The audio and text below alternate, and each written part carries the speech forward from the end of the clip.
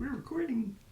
Hey everyone, welcome back to Quality Matters. I'm your hostess, Darcy Chambers. And I'm Kyle Chambers, apparently without a title, as we discovered last week. Because you're not cool enough. No, I'm not. This week we are going to talk about auditing. Something Kyle has experience with. I don't. Just a little. Well, you've got one audit under your belt. Yeah, and I didn't go back to any more. So, we were talking this week. Kyle performed an internal audit for a repeat customer, and he said that people, at least one person in every audit, gets panicky when they get called to the auditor. Yes. That would be me. So Kyle is fortunate enough to have been on both sides. He does the internal auditing through our company, Texas Quality Assurance, and then he also does third-party audits for certification and recertification through a certifying body. Correct. So he's been on the, hey, I'm on your team side. Yep. And he's also on the, hey, I'm going to really make sure all your ducks are in a row side. Yep. So, and last night you were talking about, not saying too much, but saying just enough. So give us some give our listeners some pointers and how to do this. And are you going to approach this from the internal audit side or the certification side? A little bit of both, but more from the certification side, because that's where you can really screw yourself, to be honest. Okay. Because not that the certification auditor is out to get you, but maybe, I guess I assume that most folks know the difference in all these things, but anyone that maybe doesn't will go through it. So there's a few different types of audits that you're gonna go through in any quality management system. I think we've talked about it a little bit on here. We may have. Make it quick. I will make it quick. So you've got your internal audit where you audit yourself. You just check yourself and see how your company's doing. A lot of companies, and it's wise to, in my opinion, opt to hire someone like us to come out and do the audit, do the internal audit for you. But like Darcy said, we're totally on your side. We want to help you out. That's our goal, is to help you with continual improvement and to get ready for that certification audit. The certification audit is where the certifying body, depends on what you're getting certified to as to who that is, but where the certifying body is coming in, and they are effectively checking your system to see if they can put a gold star next to your name and say you're certified. Now, something I do want to point out for those that may not know, when the certifying body comes, if they find any findings or non-conformance, Either way. I get them right. Yay. Yeah. You have so many days to fix that. Correct. It's not an automatic out. Nope. You have so many days to fix that. Every audit, someone asks, did I pass or did I fail? There's no such thing. There's no pass-fail. I say that. Well, yeah, because they can lose their certification. Well, yes, but when the auditor leaves, it's not like you passed or failed. I would say more than 9 times out of 10, the auditor leaves you a finding.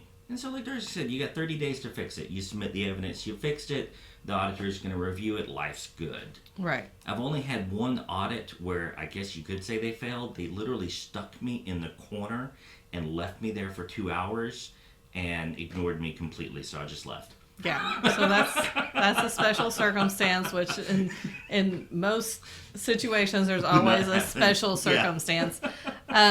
So now we know what internal audit is and certification audit, and even with certification, even though they're not technically on your side, so to speak, you still have time to fix that finding and get your certification. Yep. All right, so how do we not panic? Yeah. So the first thing is to know that it's not pass-fail. You as with one wrong statement are not going to screw your company over. Some people are terrified and afraid of it, like literally shaking as I talk to them. I hate it. Again, that would be me. Yes. I am on one end of the spectrum for certifying audits, for third-party audits. I try very hard to be very personable. I try very hard to put the people at ease. I just try to have a conversation. But I also don't do it every single day as a living. So that's what we were just talking about. Most third-party auditors that come to you for certification, that come to your company for certification, are professional auditors. Yes. It's all they do. It's their job. They're traveling. They're away from their family. They just want to go in, get the documents, and move on to the next kind of a thing. That's it. So they're usually pretty dry, not very personable, just Nope. give me what I need and move on. Yeah, and it can make for a difficult audit, and that's probably 2/3 of the folks that are out there. Is it's just going to be a dry audit. The key is the auditor's always going to ask you what you do. And he's going to word it some different way. What are your job duties, your responsibilities? What are your metrics, your KPIs? He's going to ask, but all he's doing is he wants to find out what you do, because if he doesn't know what you do, he can't have a conversation with you. He can't have an audit. So when you answer what you do, make it like 2 sentences. Don't blabber for 5 minutes telling me every little problem you've run into and inter-office dynamics. That's going to get you into trouble. At the same time, don't say shipping, receiving, and then zip it. That's a bad idea. So you really want it to be somewhere in between. So if it was shipping or receiving, we'll just use that as an example. It could be, well, it's my job to handle all of the shipping requests and to make sure we get them processed to customer specifications, checked, and sent out. Okay. That's a pretty concise, clear explanation. A bad example, which I ran into yesterday, but it was an internal audit, so I had a chance to do a little bit of consulting with it. Which I enjoy, because I like trying to help folks out with this stuff. So she was telling me what she did, and she kind of started out well, and she was inside sales, and then she starts talking about logistics and how they handle logistics. And we have to worry about what carrier we're going to get, how it gets from here, how it gets to there. And she was very much building up a small, we actually went through the numbers, and it was less than 2% of her job. But she took that less than 2% of her job and turned it into more than half the conversation. Because it's something that's currently frustrating her, because they don't have a logistics person currently. Gotcha. So don't give the auditor that information. He will ask for what he needs, I promise. So answer concisely. Concisely. And Very- precisely, I think, is what you said last Yes. night. Concisely and precisely. I think both is good, because you want it to be kind of short and sweet, but to exactly what you do. They're not your therapists. No. So don't complain. No. And I could see how that could go very badly for the company, too, because then you're giving out a little more information that the auditor can kind of use against you. And I hate to say it like that, because then it sounds like the auditor's out to get you. But if he detects a problem that could impact customer satisfaction, Then he's going to go is down that rabbit obligated hole. to go down- Yeah, he has no choice. So I guess that's the point. Like, don't give the auditor any ammo. Yeah, and don't lie to him, because he has been lied to way more times than you have lied. But no, don't say anything that's not true. Now, that doesn't mean blabber off every truth possible, but don't say anything that's not true. Nothing that you can't back up. Okay. What other advice do you have for us? Don't let them scare you. I mean, that it happens with a few people, and the ones that it can really derail an audit. It really can. I'm not saying you're going to screw your company, but getting very scared and afraid, it makes the auditor wonder, are you trying to hide something? And inevitably, you're going to get audited the hardest of anyone that day, because he doesn't know if you're hiding something or if you're just nervous. We're typically not the most social people in the world. We don't pick up on those cues very well.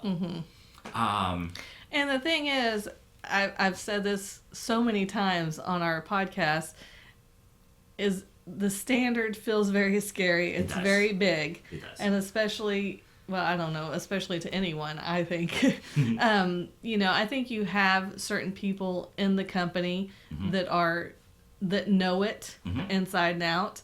And then you have certain people that know a little bit more about it. And then you have certain people that just say, these are my job duties, cool, I'll do that. Right. And so then it's scary when the auditor comes. That's a good point. And you have to sit down and like, oh man, Yeah. I could really screw my company right now, because you feel like you should know the standard and you don't. No, that's a real good point. Had a couple of conversations with different clients lately, and one, she was very surprised, and she's been in quality for a while, and she was talking about just different things she's run into. She was very surprised how people insist that the standard says to do something, and it's like corporate cultural myth. Like the standard doesn't. You've seen the ISO standard, Q1, the API Q1, Q2, like you name them. They actually say very, very little about what you have to do. They just identify structures. So if you're working in a company that has structures in place, if you don't even know the difference in ISO 9000 and ISO 9001, no big deal. You have structures. The auditor wants to know what you do. That's it. Yeah. That's the thing. It's to set up a quality management system. Right.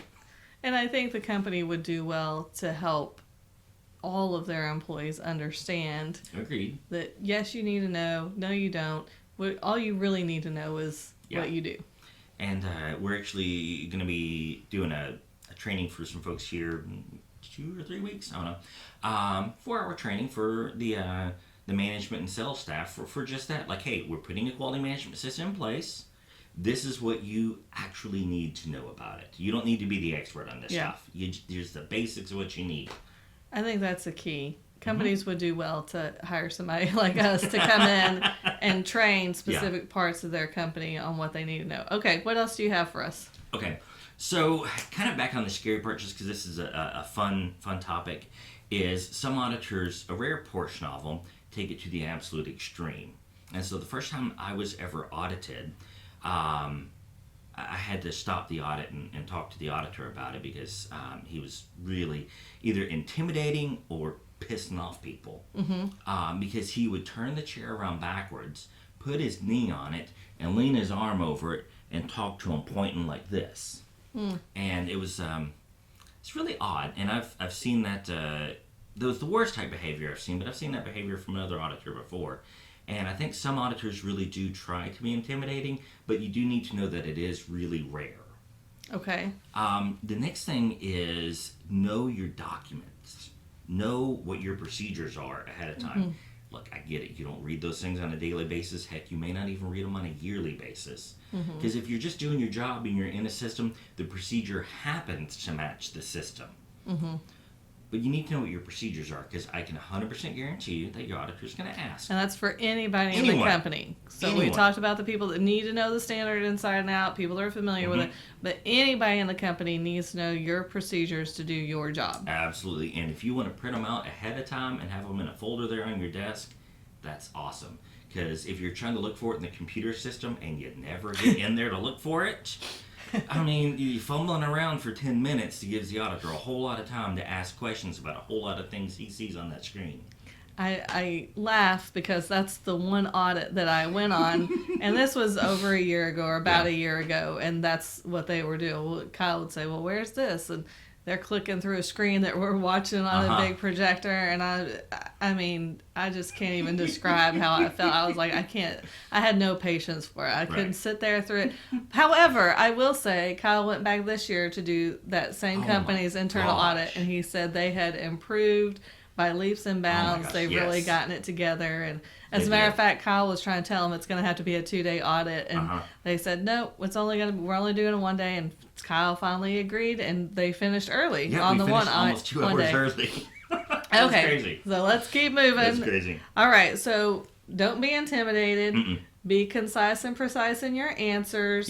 And know your procedures, even if you've just printed them out and reviewed them. Because it's something you do every day, but sometimes it's hard to speak to. Absolutely. Also, expect that the auditor wants evidence. So he's probably already, because you're likely not to be the first person he talks to. So he's probably going to come at you with a work order or a purchase order or a sales order or an inventory number. He's going to come at you with something wanting information from it. And you need to know why he wants that information. It's not just because he has to fill his notebook full of notes, but he wants that information because, say, he talked to the sales department that morning, and he sampled 3 sales orders from those guys. Well, now he's going to go to the production department. He's going to ask the production guys, can you show me the work order associated with these sales?